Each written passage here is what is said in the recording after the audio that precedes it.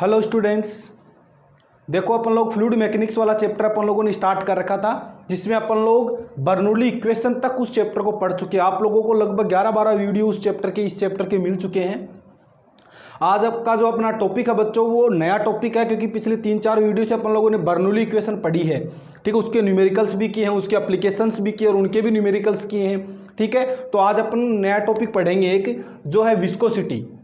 जो अपना नया टॉपिक है बच्चों वो है विस्कोसिटी, श्यानता। ठीक है, विस्कोसिटी मीन्स क्या है बच्चों? देखो, आप लोगों ने फ्रिक्शन के बारे में सुना होगा। कोई सॉलिड्स ऑब्जेक्ट्स रहते हैं, सॉलिड ऑब्जेक्ट्स रहते हैं, जैसे मान लो ये अर्थ सरफेस है, यहां एक ये ऑब्जेक्ट रखा हुआ है, एक ब्लॉक रखा हुआ है। ठीक है, ये ब्लॉक इधर मोशन कर रहा है v वेलोसिटी से, राइट। तो क्या होगा, ये जो नीचे वाली सरफेस रहेगी, ये जो नीचे वाली सरफेस रहेगी, ये इस ब्लॉक पर इधर की ओर फ्रिक्शन फोर्स लगाएगी, यानी फ्रिक्शन ऑन द ब्लॉक। ठीक है, मतलब ये ब्लॉक इधर जाना चाहेगा और ये जो नीचे वाली सरफेस रहेगी, ये इस ब्लॉक को आगे की ओर जाने नहीं देना चाहेगी।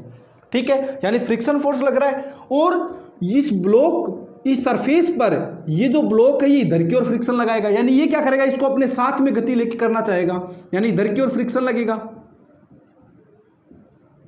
Friction on the surface. ठीक है, मतलब कोई भी दो सॉलिड ऑब्जेक्ट्स रहते हैं, कोई सॉलिड बॉडी रहती है, उनके बीच में जब रिलेटिव मोशन होती है, तो उस रिलेटिव मोशन को जो अपोज करता, जो फोर्स उसको अपोज करता है, उसे फ्रिक्शन फोर्स कहते हैं। ठीक है, ये तो बात हुई दो सॉलिड ऑब्जेक्ट्स की।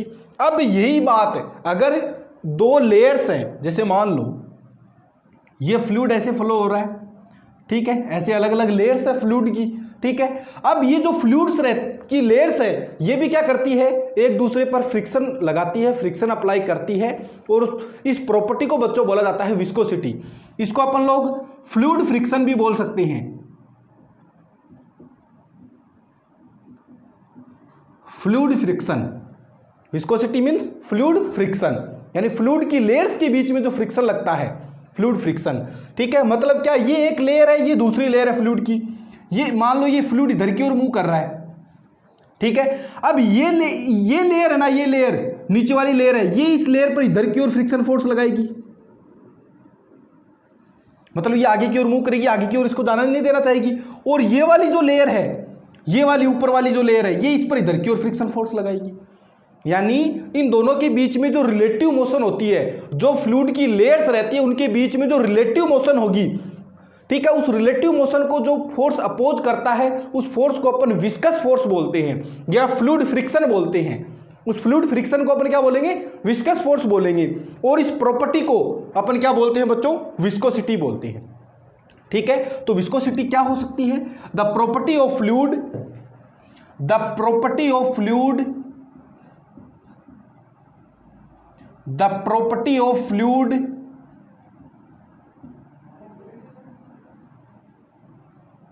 which is oppose the relative motion between the layers of fluid। यानी ये क्या है, फ्लूइड की प्रॉपर्टी है। ठीक है, जिस the property of fluid which is oppose the relative motion between the layers of fluid, या फिर ऐसे बोल सकते हैं the property of fluid due to which it oppose the relative motion between the layers of the fluid। ठीक है, तो ये क्या है, विस्कोसिटी है। ठीक है, अब देखो, आप बोलोगे कि सर ये जो पानी है या फ्लूइड है, ये इसकी लेयर्स होती है, वो एक साथ भी तो मोशन कर सकती है, इनके बीच में रिलेटिव मोशन होना जरूरी थोड़ी ना। रिलेटिव मोशन मतलब वेलोसिटी का डिफरेंस, कम ज्यादा वेलोसिटी इनकी। ठीक है, तो आप बोलोगे कि सर ये जो इनके बीच में रिलेटिव मोशन होगी क्यों, ये फ्लूइड एक साथ भी तो मूव कर सकता है। ठीक है, तो आपको समझाता हूं, देखना एक चीज सबसे पहले, फिर आपको रिलेटिव मोशन है इसकी कंसेप्ट समझ में आ जाएगी कि रिलेटिव मोशन इनके बीच में हो क्यों रही है। देखो एक वेलोसिटी प्रोफाइल बनाता हूं मैं, ये है रिवर बेड, मान लो नदी है, ठीक है, तो उसकी नीचे वाली जो सरफेस है उसकी बात हो रही है, ये है रिवर बेड, ये है रिवर बेड, राइट। इसके अंदर फ्लो हो रहा है वाटर, ठीक है, ऐसे इसके अंदर वाटर फ्लो हो रहा है,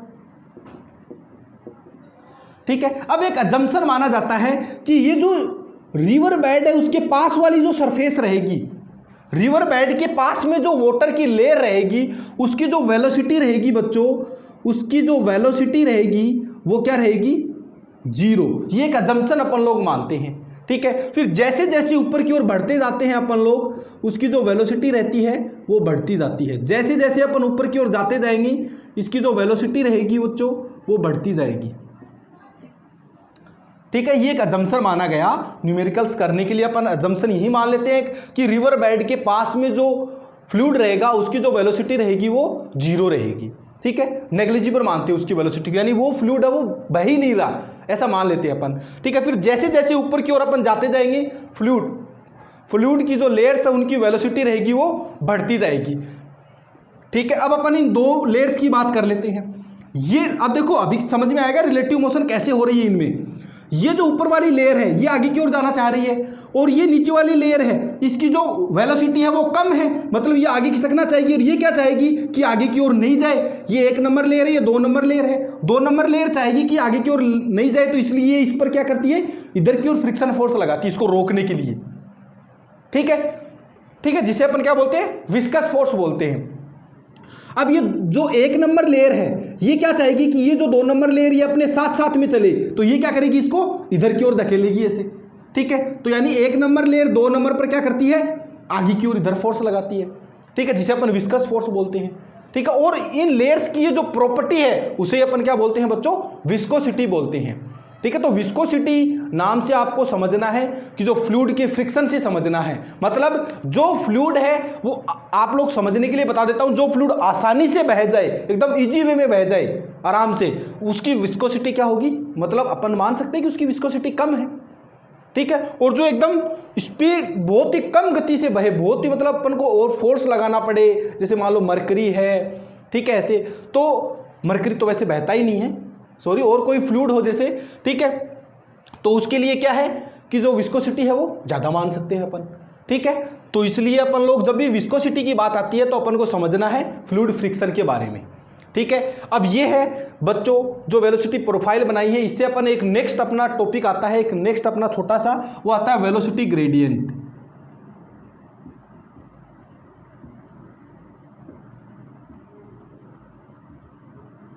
वेलोसिटी ग्रेडियंट, अब ये वेलोसिटी ग्रेडियंट क्या होता है, मैंने बोला कि ये जो लेयर्स है उनमें क्या रहेगा, स्पीड का डिफरेंस रहेगा।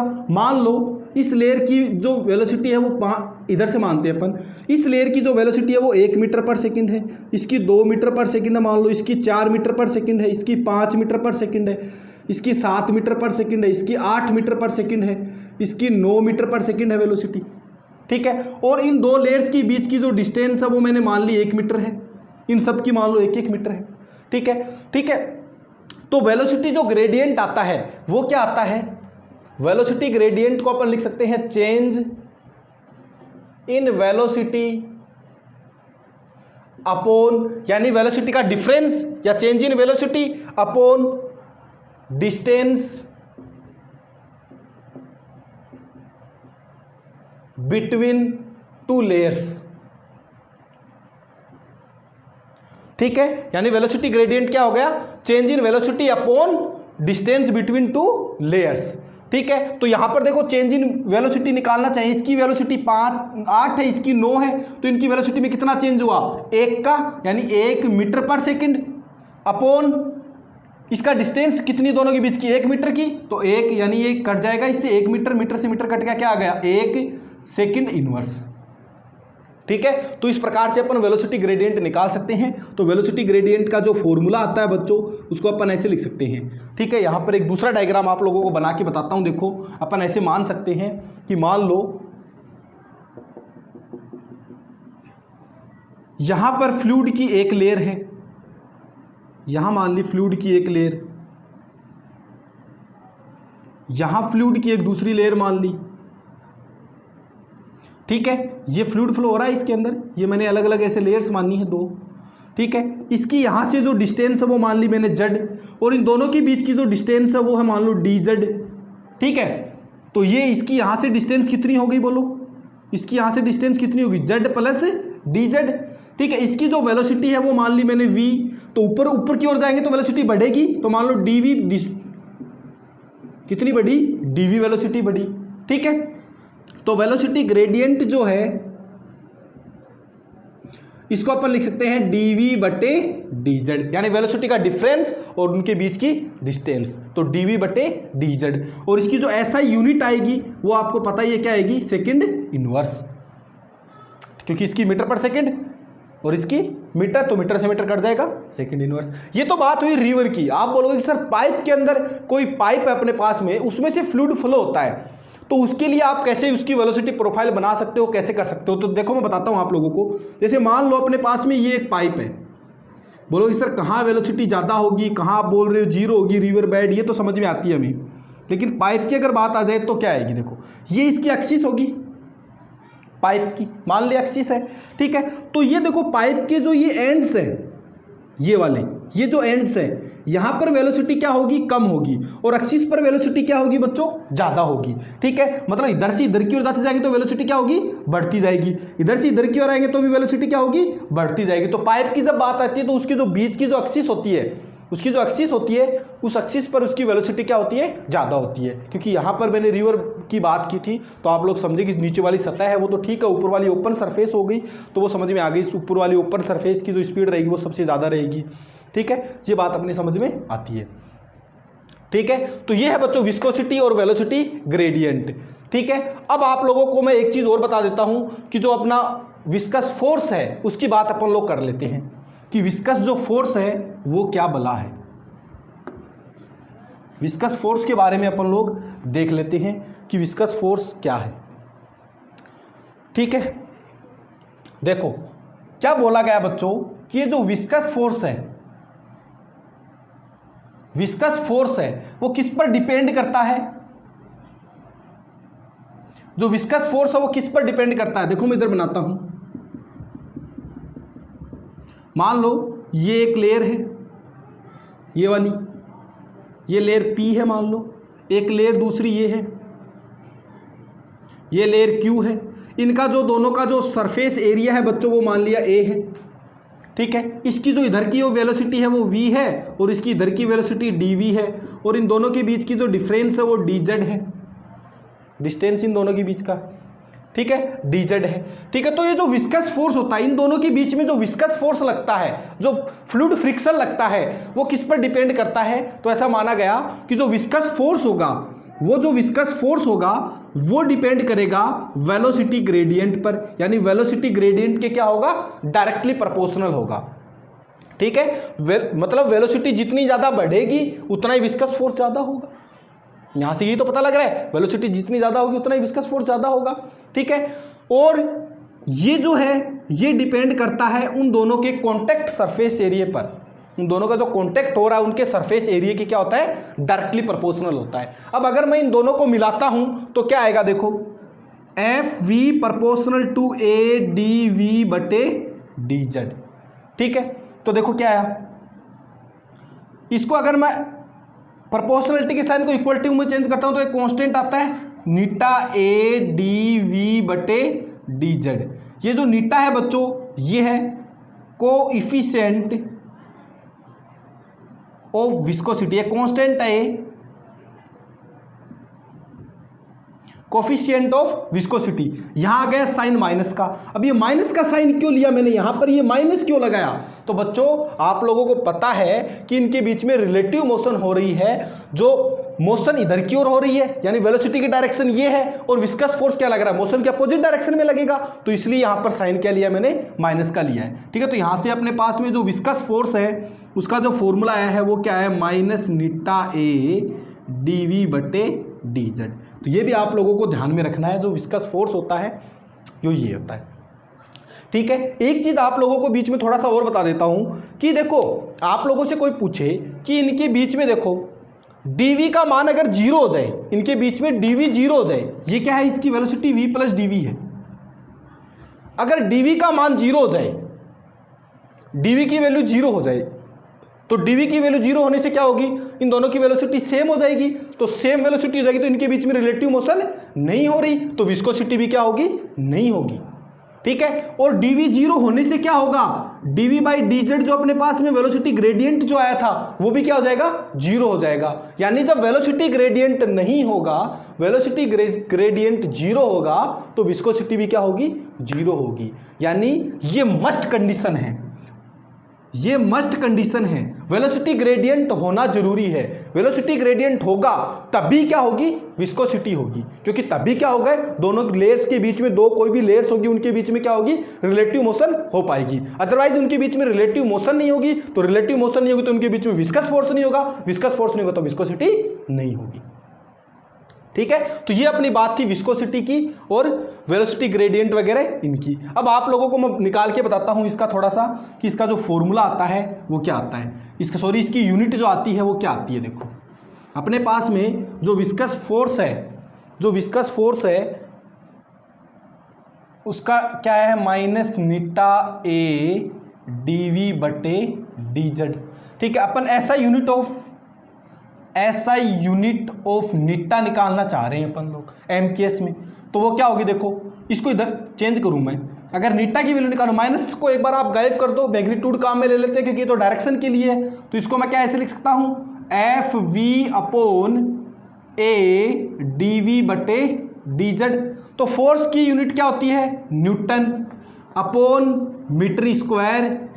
अब dv बाई dz की अभी अभी ये यूनिट निकाली थी अपन ने, क्या आई थी, सेकंड इनवर्स आई थी वेलोसिटी ग्रेडियंट की, तो क्या आ गई है, सेकंड इनवर्स।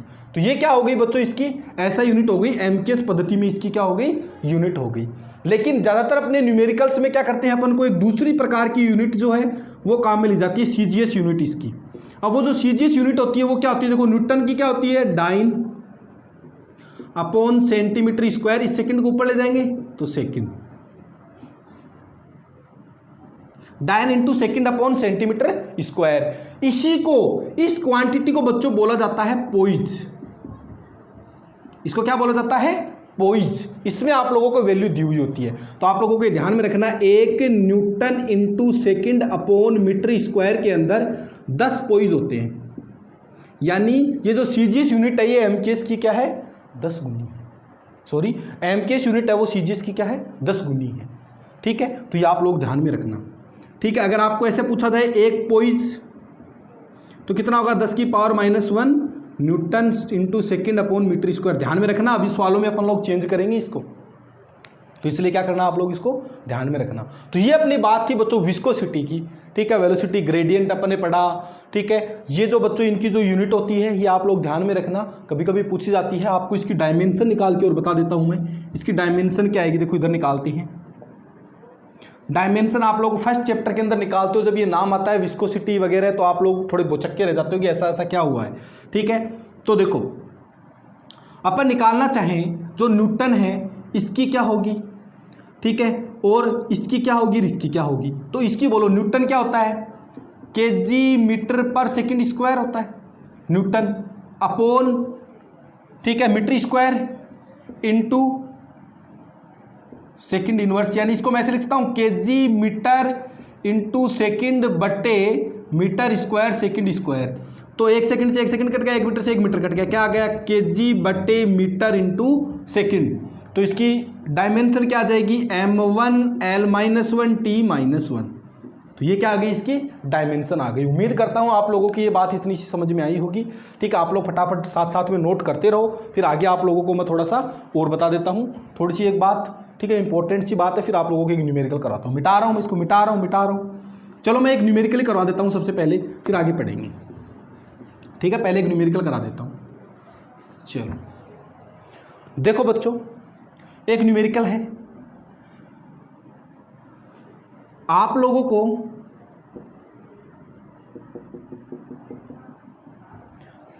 ये एक लेयर दे रखी है यहां पर, जिसकी यहां से जो डिस्टेंस है वो है 5 मीटर। ठीक है, इसकी जो वेलोसिटी दे रखी है वो 18 किलोमीटर पर आवर दे रखी है, ठीक है। और जो विस्कोसिटी है बच्चों वो है 10 की पावर -2 न्यूटन इंटू सेकेंड बटे मीटर स्क्वायर, ठीक है। और यहाँ की जो वेलोसिटी है वो आपको पता है ये रिवर बेड है, और इसकी जो कंडीशन आपको पता है ये रेस्ट पर है ये, ठीक है। तो यहाँ की वेलोसिटी क्या हो गई, 0 हो गई, ठीक है। आप लोगों को बच्चों निकालना है फाइंड शियरिंग स्ट्रेस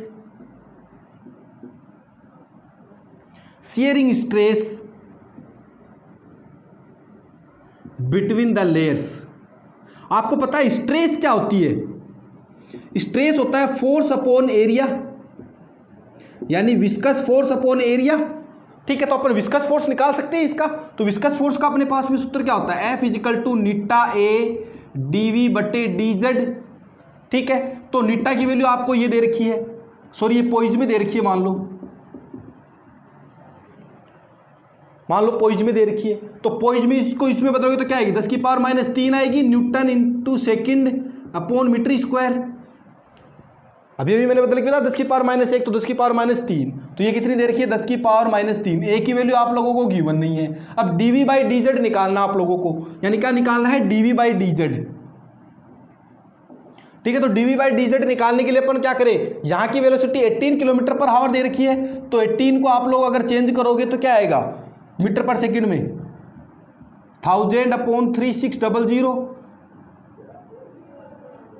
तो 2 0 से ये 2 0 कट गए, 2 और 5 क्या आ गया 5 मीटर पर सेकंड। तो यहाँ की वेलोसिटी 5 है, यहाँ की वेलोसिटी 0 है, तो इन दोनों के बीच का डिफरेंस वेलोसिटी का कितना हुआ 5 - 0, यहाँ की वेलोसिटी 0 होगी ना, रेस्ट पर है, अपॉन बीच की डिफरेंस कितना है 5 मीटर का, तो 5, तो ये कितना आ गया वेलोसिटी ग्रेडियंट 1 सेकंड इनवर्स, ठीक है। तो यहाँ पर आप लोग क्या लिख दोगे इंटू 1, तो ये क्या आ गया 10 की पावर -3 इंटू ए, ये वैल्यू आप यहाँ रखो, 10 की power -3 into A upon A से ए कट गया, क्या आ गया 10 की power -3 newton upon metre square. तो हाँ, तो बच्चों ये था अपना न्यूमेरिकल। अब आप लोगों को एक छोटी सी चीज़ और बता देता हूँ मैं, एक बहुत ही इंपॉर्टेंट कंसेप्ट है, उसके बाद में एक न्यूमेरिकल करा के इस वीडियो को यहीं अपन ख़त्म करते हैं। देखो सबसे पहले आप लोगों को बताऊँ, आपने अभी बात की, आप लोगों के सामने एक एग्जाम्पल पेश करूँ कि कहीं ऐसा भी हो सकता है। देखो मान लो ये नाव है,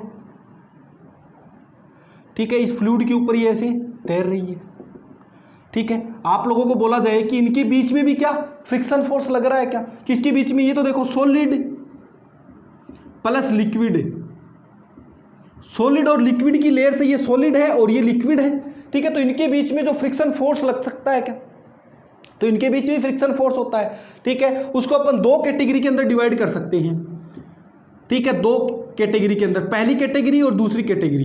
पहली कैटेगरी तो ये है कि जब जो फ्लूइड है वो क्या हो, उसके ऊपर तैर रहा हो, फ्लोट कर रहा हो, ठीक है, एकदम एक दूसरे के क्या हो, ये संपर्क में हो, ठीक है, इनका क्या हो, सरफेस कांटेक्ट में हो, पहला तो,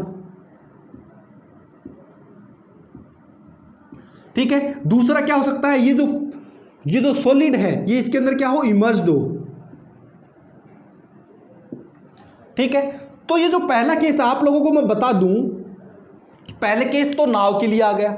अब दूसरा केस इमर्ज का मतलब जैसे मान लो कि जो सबमरीन होती है वो क्या होती है, पानी के अंदर मूव करती है, ठीक है। तो उसके ऊपर भी तो फ्लूइड है, वो फोर्स लगाता है, उनके बीच में भी तो फ्रिक्शन फोर्स लगता है, ठीक है। अपन तैरते हैं पानी के अंदर, कूद के फिर ऐसे तैरते हैं पानी के अंदर, ठीक है। तो अपने पे भी तो फ्लूइड फोर्स लगाता है, अपन को फील होता है फोर्स, फ्रिक्शन फोर्स, ठीक है। तो इस प्रकार से जो सॉलिड और लिक्विड की जो लेयर्स होती है, ठीक है, उनके जो कॉन्टेक्ट सरफेस होती है उनके बीच में भी क्या होता है, फ्रिक्शन फोर्स लगता है। उसको अपन दो कैटेगरी के अंदर डिवाइड कर सकते हैं मेनली। वैसे तो ये बहुत ही कॉम्प्लिकेटेड स्टडी होती है, लेकिन अपने सिलेबस के लिए इसको अपन ईजी वे में करने के लिए दो इसमें केस में डिवाइड कर सकते हैं। पहला केस तो कौन सा होगा, जब दोनों की सरफेस कॉन्टेक्ट में आ रखी हो, जैसे जो नाव वाला जो एग्जाम्पल हो, वो शिप वाला एग्जाम्पल हो, ठीक है। दूसरा सबमरीन वाला एग्जाम्पल हो, जैसे वो उसके अंदर मूव करती है, अंदर ही अंदर वाटर के अंदर, ठीक है। तो पहला जो एग्जाम्पल है, जब सरफेस कांटेक्ट में हो तो उस सवाल को अपन उस जो फ्रिक्शन फोर्स है उसको अपन उसी प्रकार से सोल्व करते हैं जैसे अभी अभी अपन लोगों ने लेयर्स की जो